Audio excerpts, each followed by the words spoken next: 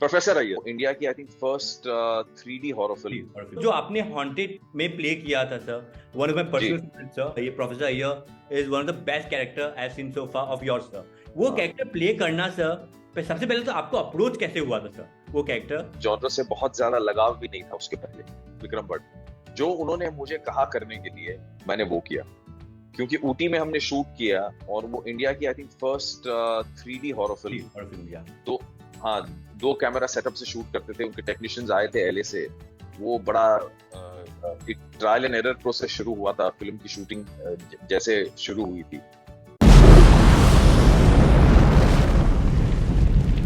आपके तरह एक्टर जो है वो फ्री टाइम में क्या करता है sir? They read lots of books, या फिर फ्यूचर रोल का प्रिपेयर करता है, या फिर ऑब्जर्व करते हो आप लोगों को कि फ्यूचर में आप वो कैरेक्टर कर पाए? फ्री टाइम में मैं क्या करता हूँ पता नहीं, फ्री टाइम में बहुत कुछ करता हूँ। एक जो नॉर्मल नॉन एक्टिंग प्रोफेशन में लोग होते हैं वो क्या करते हैं फ्री टाइम में, बेसिकली वही करता हूँ मैं। स्पोर्ट्स पे कुछ इंटरेस्ट है, फिल्में देखने में इंटरेस्ट है, कुछ मीटिंग्स होती हैं। और जहां तक कि आपका सवाल था ऑब्जर्विंग पीपल, तो I don't think consciously I do it, but subconsciously as an actor, where you find somebody with an interesting physicality या कोई इंटरेस्टिंग चरित्र एक किसी के साथ किसी में आपको नजर आता है, तो कहीं आपके जहन में स्टोर हो जाता है, आई थिंक। राइट। और फिर वो उम्मीद है एक ब्रेन मेमोरी की तरह बाहर निकलता है जब आपको उसकी जरूरत होती है। तो फ्री टाइम में वही करता हूँ जो शायद आप करते हो यार। I mean there is nothing unusual कि एक एक्टर अपनी फ्री टाइम में कुछ अलग हटके करता है जो एक नॉन एक्टिंग प्रोफेशन का सदस्य करता है। Because we have heard lot of stories sir कि एक्टर बहुत ऑब्जर्व करते हैं लोगों को कि हमें ये कैरेक्टर इन फ्यूचर करना पड़े तो हम कैसे करें। तो वो लोग यूज भी करते, यूटिलाइज भी करते वो कैरेक्टर को इन फ्यूचर अपने परफॉर्मेंस में। हाँ, कुछ-कुछ चीज़ें आप नोट करते हैं तो आप रजिस्टर करके रखते हो। जैसे एक बोलने का तरीका होता है किसी का, कुछ चलने का होता है तरीका, या एक पर्टिकुलर लुक होता है किसी का। तो वो आप कहीं अपने दिमाग में उसको स्टोर करके रखते हैं। और वो कहाँ से शुरू होता है? हाँ, बेसिकली जब एक्टिंग शुरू करते हैं आप तो एक कैरेक्टर्स पे वर्क होता है। या मैंने शुरुआत थिएटर से की, कॉलेज थिएटर। राइट। तो वहाँ एक बेवकूफ़ी होती है आइडियलिज़्म की। तो आप सब इम्बाइब करना चाहते हैं, एक बीड़ी पीने का तरीका होता है, चलने का तरीका होता है, तो वहाँ से शुरू होता है। फिर एक थोड़ा-सा उसको एक सीरियस पहनावा मिलता है जब आप प्रोफ़ेशनली उतरते हैं। तो ये ऑब्ज़र्वेशन चलता रहता है लाइफ़ लॉन्ग। इसमें कुछ नई बात नहीं है। जैसे नॉन एक्टर्स होते हैं, कॉमेडियन होते हैं, या ये स्टैंड अप कॉमेडी वाले करते हैं, उनका एक्सेंट बहुत अच्छा होता है। राइट। और वो भी कैरेक्टर पकड़ते हैं। जैसे ऑनलाइन तो आजकल एक पूरा समुद्र है जो लोग ऑनलाइन चरित्र आपके सामने दर्शाते हैं अलग अलग तरीके से। तो ये एक नॉर्मल ह्यूमन जिज्ञासा होती है हर आदमी के पास। अब आपके रिसेप्टर खुले होते हैं थोड़े से ज्यादा, क्योंकि आप एक्टिंग प्रोफेशन में होते हैं कि कहीं इसको आप इमिटेट करें या कहीं इसको आप रिक्रिएट करने की कोशिश करें। तो आई थिंक वो रिसेप्टर्स थोड़े से एक्टर्स में ज्यादा होते हैं एज अपोज टू किसी और प्रोफेशन या किसी और आदमी के मुकाबले में। Yes sir. अगला सवाल बहुत लोग जानना चाहते हैं क्योंकि दे मस्ट बी, आजकल जो जैनजी मिलेनियल्स जो है वो लोग बहुत फॉलो करते हैं सोशल मीडिया को, तो वो लोग एक्टर्स को देखते हैं सर। तो बेसिकली एक्टर्स को जब लोग नोटिस करते हैं तो जब एक्टर एक्टर नहीं होता है, जब आप प्रोफेशनली में नहीं घुसते हो तो वो लोग फिटनेस पे नहीं होते हैं। I seen your post doing yoga and all. So basically जब भी कोई एक एक्टर बनता है तो वो फिटनेस लाइफस्टाइल में आ जाता है, एंड वो डाइट चेंज होता है उनका। तो आप मतलब एक्टर बनने के लिए फिटनेस इंपॉर्टेंट है या एक्टिंग इंपॉर्टेंट है सर? आई थिंक नॉर्मल जिंदा रहने के लिए फिटनेस इंपॉर्टेंट है। नॉर्मल, जैसे आप मेरी बात कर रहे थे, मुझे स्पोर्ट्स का बहुत पहले से शौक था, कॉलेज के जमाने से। स्कूल मैंने क्रिकेट खेला, स्विमिंग की, बैडमिंटन खेला, टेनिस खेला।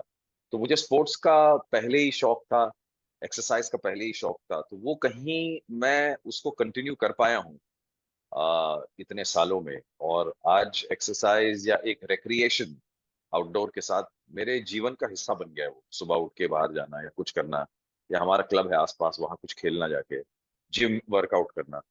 तो मुझे इसकी रुचि बहुत पहले से थी, बचपन से थी।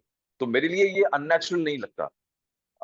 लेकिन बहुत से ऐसे लोग हैं जो एक्टिंग प्रोफेशन में नहीं है और वो भी एक फिटनेस रूटीन या अपना रेजिमेंट मेंटेन करते हैं।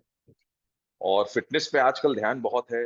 आप सारी जो इंफॉर्मेशन आपको मिलती है फिटनेस के बारे में, कैसे एक्सरसाइज करना, क्या करना, तो वो आप एक जमा करते हैं और उसका सदुपयोग होता है, उसको आप यूज करते हैं।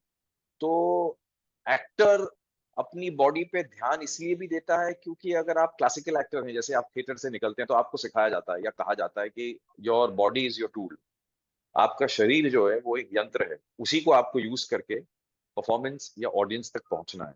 तो कहीं वो भी बात जहन में, दिमाग में रह जाती है, तो इसलिए बट वो शरीर का महत्व और शरीर को तंदुरुस्त रखना जितना हो सके, एक आपके दिमाग में फिट हो जाता है, बट तो उसको फॉर आप इम्प्लीमेंट करते हैं किसी तरह। Yes sir, but for a consideration sir, if you see the commercial actor sir, आजकल बॉडी पे ज्यादा ध्यान होता है, एक्टिंग पे कम होता है सर। तो नहीं, ऐसा नहीं है। आप वो देखिए, आप फिल्मों की बात करते हैं, फिल्म में क्या है, थोड़ा सा ग्लैमर चाहिए होता है, थोड़ा लुक्स होता है। आज सोशल मीडिया पे बहुत सारे एक्टर बहुत एक्टिव है, तो एक प्रेजेंटेशन, फिजिकल प्रेजेंटेशन बहुत महत्वपूर्ण हो गया है आजकल। और चूंकि अटेंशन स्पैन कम हो गया है, तो एक अच्छी शक्ल को आप सर्व करते वक्त रुक के सुनेंगे, एक अच्छी बॉडी को आप देखेंगे, अगर आप स्क्रॉल कर रहे हैं या सर्व कर रहे हैं तो आप रुकेंगे। और अगर कोई सेहतमंदी की टिप देता है आपको, तो अच्छा है, आप उसको इम्बाइब कर सकते हैं। आजकल आई थिंक ये पहले से ऐसा है, बहुत फिट एक्टर इंडस्ट्री में थे जो अपनी फिजिक को यूज करते थे, पहले से ऐसा कुछ ये नया नहीं है। लेकिन आज इतना इंफॉर्मेशन इतना बढ़ गया है हर चीज के बारे में, तो आपको ये लगता है कि यार ये एक्टर फिट हो गया है, अब ये अपने आप को पब्लिसाइज कर रहा है। लेकिन आप देखिए, बॉडी वाले एक्टर बहुत पहले से थे, दारा सिंह जी थे, उनकी राइट। बॉडी बहुत अच्छी थी। बहुत एक्टर उस जमाने के 60s 70s 80s में जो अपनी फिजिक के लिए माने जाने जाते थे, वो उस वक्त भी थे, अभी भी है। राइट। अब आपको लगता है तादाद ज्यादा इसलिए है क्योंकि आप तक वो लोग पहुंचते ज्यादा है, right. Through social media, Instagram, Facebook, publicity, newspaper, और एक वो पॉपुलर कल्चर शुरू हो गया है। तो ऐसा नहीं है, आई थिंक हर जमाने में फिट एक्टर रहे हैं और रहेंगे। जो एस्पायरिंग एक्टर है सर, उनको आप क्या बोलोगे कि अगर स्टार्ट करना है career, of course they are theatre actor, उनको एक्टिंग अच्छे से आता है, सब कुछ अच्छे से आता है, but they wanted to start, कि एक्टिंग स्टार्ट करना है, इंडस्ट्री में जाना है, तो वो लोग क्या प्रोसेस को, क्या फंडामेंटल को अपनाए कि वो लोग इजिली घुस सकते हो? आप अपने स्ट्रगल के बारे में बता सकते हो कि वो लोग कैसे जाए इंडस्ट्री में? देखिए, जिसको इंडस्ट्री में आना है, सबसे पहले तो बहुत ज्यादा रुचि चाहिए इसके लिए। अगर आपके अंदर एक बर्निंग पैशन है, तो ही आप इस इंडस्ट्री में लास्ट कर सकते हैं। और ये इंडस्ट्री बहुत सारे एक्टर्स के लिए, मतलब बहुत फ्यू एक्टर है जिनको ब्रेक्स वैसी मिलती है जैसा वो चाहते हैं और उनका नाम होता है। बाकी एक्टर्स के लिए वो एक स्ट्रगल ही होती है। तो वो स्ट्रगल को अगर आप इंजॉय करें, अपना संतुलन खराब न करें, और अगर आपको एक्टिंग से लगाव है, तो आप एक्टिंग करते रहिए। मुझे लगता है ये एक्टिंग भी रियाज होता है, जैसे ऑडिशन का पीस मिलता है आपको। कई एक्टर मुझसे पूछते हैं कि how do we get through, audition से पहले निकले तो मेन काम कर सकते हैं। तो मेरा ये फलसफा है कि आप ऑडिशन को भी एक परफॉर्मेंस समझिए, कि एक शाम या एक दोपहर मुझे कहीं जाना है और ये सीन करना है या ये परफॉर्मेंस करना है, वो आपने इंजॉय करना चाहिए। तो अगर इंजॉयमेंट हो, आपका पैशन हो और पेशेंस हो, तो फिर आप धीरे धीरे इस इंडस्ट्री में एक मकाम या अपनी जगह बना सकते हैं। क्योंकि इस इंडस्ट्री में सच बात यह है कि निराशा ज्यादा है, सफलता कम होती है। फैक्ट है। आप किसी भी एक्टर को पूछ लीजिए, बहुत कम ऐसे गिने चुने जो एक्टर हैं जिनको सक्सेस उस तरह से मिलती है। बाकी एक स्ट्रगल है, ऑनगोइंग प्रोसेस है, जिसको आपको इंजॉय करना है यस। और अपने आप को ज्यादा निराश नहीं होना अगर ब्रेक्स वैसे नहीं मिलते आपको। Right, right. हॉन्टेड में प्ले किया था सर, वन ऑफ माय जी। Personal favourite sir, officer Iyer is one of the best character I have seen so far of yours sir. तो आपके मैंने बहुत सारे फिल्म देखे देखे हैं, बट प्रोफेसर अय्यर मुझे, क्योंकि one of the dark character था सर, और वो हाँ। कैरेक्टर प्ले करना सर, सबसे पहले तो आपको अप्रोच कैसे हुआ था सर वो कैरेक्टर, और अप्रोच होने के बाद आपने वो प्रिपेयर कैसे किया था वो रोल को करने के लिए अपने आप को? अप्रोच मतलब, वो फिल्म हमारे बहुत पुराने मेरे मित्र हैं, विक्रम भट्ट, जिनके साथ मैंने टेलीविजन शोज काफी किए थे, और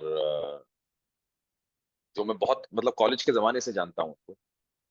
उनका अप्रोच हुआ था, उनकी कास्टिंग टीम ने मुझे फोन किया, तो मिलने गया, और चूंकि विक्रम को जाना था, उसके उसके पहले मैंने उनके साथ टीवी सीरियल की थी, तो सिलेक्शन हो गया। अब हॉरर मैंने उसके पहले किया नहीं था, और मुझे उस जॉनर से बहुत ज्यादा लगाव भी नहीं था उसके पहले। और अप्रोच, मेरा जो सारा वर्क एथिक और प्रोसेस का एक ही जवाब है, विक्रम भट्ट। जो उन्होंने मुझे कहा करने के लिए, मैंने वो किया। क्योंकि ऊटी में हमने शूट किया, और वो इंडिया की I think first 3D horror film. और फिल्म या तो हाँ, 2 कैमरा सेटअप से शूट करते थे, उनके टेक्नीशियंस आए थे एलए से। वो बड़ा एक ट्रायल एंड एरर प्रोसेस शुरू हुआ था, फिल्म की शूटिंग जैसे शुरू हुई थी। और मैंने actually, to be honest, without being modest, वही किया जो विक्रम ने मुझे कहा, ऑनेस्टली। और मुझे याद है उन्होंने एक अल्फाज कहा था कि just do what I tell you.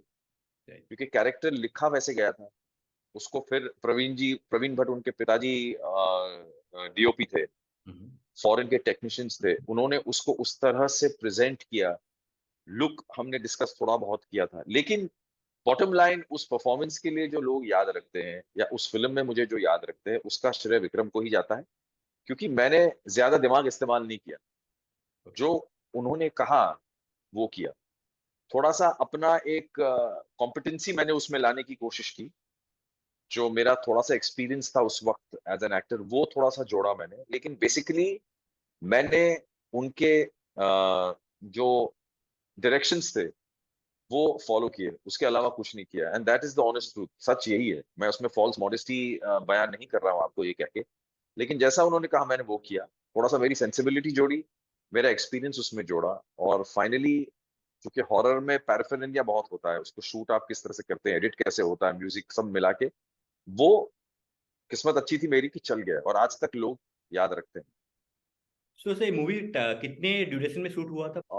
I think कुछ महीनों में शूट किया था हमने। ऊटी में शूट हुआ टुकड़ा, फिर बंबई में शूट हुआ। तो आई थिंक 4-5 महीने या 6 महीने लगे थे पूरे प्रोसेस को, जहां तक मुझे याद आ रहा है। मतलब including the post production and everything? I think including post production should be around 8-9 months, 8-9 महीने शूट हुए थे। Nice. Okay, sir. Sir, so you have done a Hollywood film as well, sir. आपने हॉलीवुड फिल्म भी किया है sir, तो उनके process में क्या डिफरेंस होता है? वो लोग कास्ट कैसे करते हैं? किसी को भी अगर कास्ट करना होता है तो क्या उनका प्रोसेस होता है? हॉलीवुड की तो नहीं, हाँ मैंने फॉरेन फिल्म क्रूज के साथ काम किया है, 3-4 फिल्में की हैं। दीपा मेहता के साथ की है, फिर 3 साल पहले रानी ऑफ झांसी बनी थी इंग्लिश में, वो की है। और 2-3 शोज किए हैं जो फॉरेन यूनिट में शूट किए थे। प्रोसेस आप हमारे हिंदी फिल्म के मुकाबले पूछ रहे हैं, वो थोड़े से ऑर्गेनाइज होते हैं, पेपर वर्क बहुत स्ट्रांग होता है उनका। ऑडिशन वहां होता है, वो डायरेक्टर एक्टर्स से मिलते हैं और उनके साथ रीडिंग करते हैं। थोड़ा सा प्रेपरेशन बहुत स्ट्रांग और बहुत लंबा होता है उनका। आई थिंक वो उनको हेल्प करता है। और शेड्यूल बनते हैं प्रॉपर, एक्टर्स को, ह्यूमंस को ट्रीट थोड़ा सा प्रॉपर करते हैं वो लोग। आपकी सारी चीजें वो समझते हैं, उस हिसाब से वो शेड्यूल बनाते हैं। तो आई थिंक प्रेपरेशन, ऑर्गेनाइजेशन और पेपर वर्क बड़ा स्ट्रांग होता है उनका। हर चीज लिखी होती है, हर चीज आपको दी जाती है कि आप ये सीन होगा, ये इतने बजे होगा, इस हफ्ते में हम ये शूट करने वाले हैं। तो एक ऑर्गेनाइजेशन और प्रेपरेशन बहुत स्ट्रांग होता है उनका, जिसकी वजह से वो एक क्वालिटी अच्छी बनती है, आई थिंक। तो preparation is very strong when you work with एक फॉरेन क्रू। डिले नहीं होता है शूट का वहां पे? डिले होता है, कई नेचुरल वजह से डिले हुआ तो हुआ, लेकिन प्रेपरेशन उनका बड़ा स्ट्रांग होता है और बैकअप होता है उनका। किसी वजह से कुछ किसी कारणवश आपने शूट ये सीन कर नहीं पाए, तो उसकी जगह ये होगा। तो प्रेप, रेकी और ऑर्गेनाइजेशन बड़ा स्ट्रांग होता है, और डिपार्टमेंट हेड्स बड़े स्ट्रांग होते हैं। हर आदमी को पता है क्या करना है, कितने बजे करना है, और टाइमलाइंस बड़े स्ट्रांग होते हैं। तो ये फर्क हल्का हल्का होता है, जो ओवरऑल एक्सपीरियंस बड़ा अच्छा बनाता है आपके लिए एज एन एक्टर। सो ये सवाल सब यंगस्टर्स को जानना चाहिए और उनको पता होना चाहिए इसके बारे में। So you have closely work with the British director Toby Gogh. Yes sir. Yes. या सो अगर आपका और इनका कोलैबोरेशन के बारे में बात करें तो सर एक मर्चेंट्स ऑफ बॉलीवुड का नाम और उसका जिक्र जरूर होगा। और जो जी। आजकल के मिलेनियल्स है और या फिर जेन जी है उनको इनके बारे में पता नहीं होगा मर्चेंट्स ऑफ बॉलीवुड क्या है, आपने कहाँ का शो किया है, उसका एक्सपीरियंस क्या है, ऑन द स्टेज क्या होता था, कितने लोग उसको पसंद क्यों करते थे सर, इसके बारे में थोड़ा सा हाईलाइट कीजिए सर। ये आपने अच्छा रिसर्च करके निकाला, बहुत लोग जानते नहीं है। मर्चेंट्स ऑफ बॉलीवुड एक म्यूजिकल प्ले था, जो हमने पहली बार 2005 में किया। और ये मेरा पहला बड़ा इंटरनेशनल थिएटर एक्सपोजर था। ऑस्ट्रेलियन प्रोडक्शन कंपनी थी, और टोबी गॉफ जिनका जिक्र किया, वो स्कॉटलैंड के डायरेक्टर हैं। वो दुनिया में हर जगह जाते हैं और शोज क्रिएट करते हैं। तो उनके साथ हमने ये शो पुट अप किया और फिर इसको ऑल ओवर द वर्ल्ड ले गए। तो 2005 से 2012 तक हमने तकरीबन इसके कुछ हज़ार शो किए। 1000 plus shows we have done. और ये मेरे लिए ऐसा एक्सपीरियंस था जो शायद कोई संस्था या अगर मैं कहीं जाके ट्रेनिंग लेता एक्टिंग की तो शायद उतना सीख नहीं पाता जितना आप एक्चुअल इस एक्सपीरियंस से मैंने सीखा।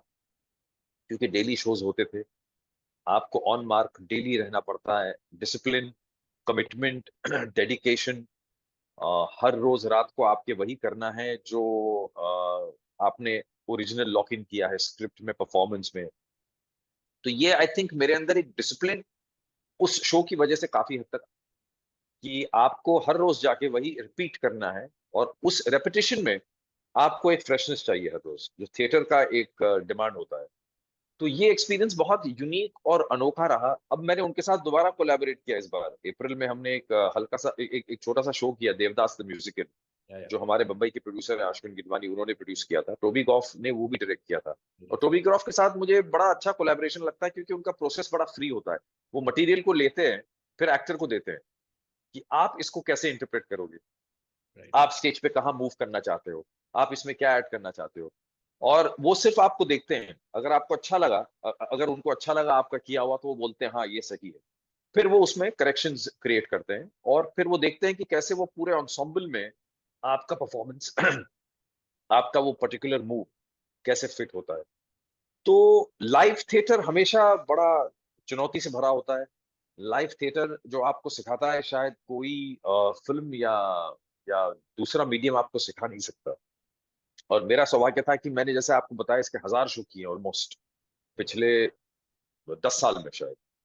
और ये बहुत मेरे लिए सौभाग्य की बात थी। मेरा एक पता नहीं गुड फॉर्च्यून था जिसकी वजह से मेरा सिलेक्शन हुआ और मैंने बहुत ये एन्जॉय किया। बदकिस्मती ये थी कि इंडिया के बाहर बहुत रहना पड़ा। तो काफ़ी काम यहाँ शायद इम्पैक्ट होता है क्योंकि आप ट्रैवल करते हैं। आप एक बार कमिट करते हैं तो 6 महीने हम जर्मनी में थे। 6-7 महीने ऑस्ट्रेलिया गए थे, यूके गए, राइट चाइना गए। तो ये उस तरह का एक बैलेंस आपको करना पड़ता है। लेकिन एज़ एन एक्टर ये तजुर्बा, ये मेरे लिए बहुत बहुत काम आता है, आता रहेगा। मैं उसको बार-बार याद करता हूँ। ये सेंस ऑफ डिसिप्लिन जो मैंने सीखा इस शो से। Sir does it help you to get the British film also, बाहर की फिल्म भी आपको मिलते हैं just because of you are doing theatre with the known people from the industry, ये भी रीजन है? नॉट न नहीं, ज़रूरी नहीं ऐसा कि आपको आपके परफॉर्मेंस से फ़िल्म मिल जाए।